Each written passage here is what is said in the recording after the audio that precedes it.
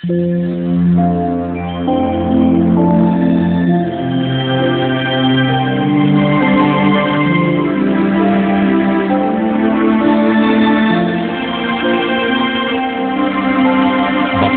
ang bumabasa at ang nangakikinig ng mga salita ng hula at tumutupad ng mga bagay na nasusulat doon, sapagkat ang panahoy malapit na.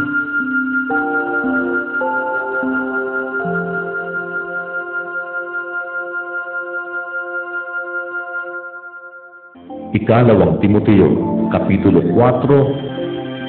Ipinagbibilin ko sa iyo sa paningin ng Diyos at ni Kristo Jesus na siyang huhukom sa mga buhay at sa mga patay, sa pamamagitan ng kaniyang pagpapakita at sa kaniyang kaharian.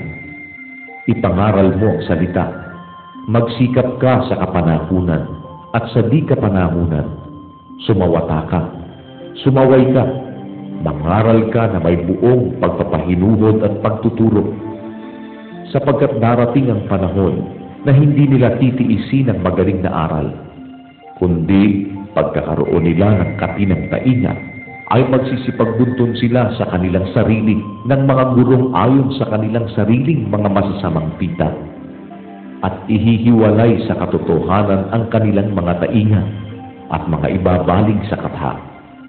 Ngunit ikaw ay magpigil sa lahat ng mga bagay, magtiis ka ng mga kahirapan, gawin mo ang gawa ng Ebanghelista, ganapin mo ang iyong ministeryo, sapagkat ako'y iniaalay na, at ang panahon ng aking pagpanaw ay dumating na. Nakipagbaka ako ng mabuting pakikipagbaka, natapos ko na ang aking takbo, iningatan ko ang pananampalataya. Buhat ngayon ay natataan sa akin ang putong na katuwiran na ibibigay sa akin ng Panginoon na tapat na hukom sa araw na yaon. At hindi lamang sa akin, kundi sa lahat din naman ng mga naghahangad sa kanyang pagpapakita.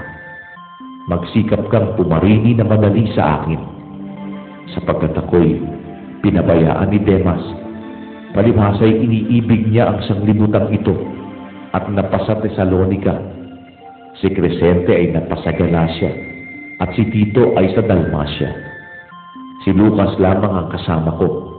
Kaunin mo si Marcos at ipagsama mo, sapagkat siya'y napapakinabangan ko sa ministeryo. Datapwat si Tikiko ay sinugo ko sa Efeso. Ang balabal na aking iniwan sa Troas kay Carpo ay iyong dalhin pagparini mo, at ang mga aklat, lalong-lalo na ang mga pergamino. Si Alejandro na panday tanso ay ginawan ako ng lumang masama. Gagantihan siya ng Panginoon ayon sa kanyang mga gawa. Mag-ingat ka rin naman sa kanya, sapagkat totoong kanyang sinalangsang ang aming mga salita.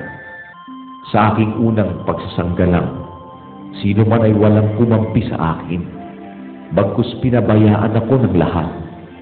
Huwag nawang ibilang sa kanila ito. Datapwat ang Panginoon ay sumaakin, at ako'y pinalakas upang sa pamamagitan ko ang mabuting balita ay maitanyag ng ganap, at upang mapakinggan ang lahat ng mga hintil, at ako'y iniligtas sa bibig ng leon. Ako'y ililigtas ng Panginoon sa bawat gawa ng masama, at ako'y kanyang iingatan sa kanyang kaharian sa langit, na sumakan niya nawa ang kaluwalhatian magpakailanman. Siya nawa. Batiin mo si Prisca at si Aquila at ang sangbahayan ni Onesiforo. Si Erasto ay natira sa Corinto, datapwat si Trofimo ay iniwan kong may sakit sa Mileto. Magsikap kang pumarini bago magtaginaw. Binabati ka ni Eubulo at ni Pudente at ni Lino at ni Claudia at ng lahat ng mga kapatid. Ang Panginoon naway sumainyong espiritu, ang biyaya naway sumainyo.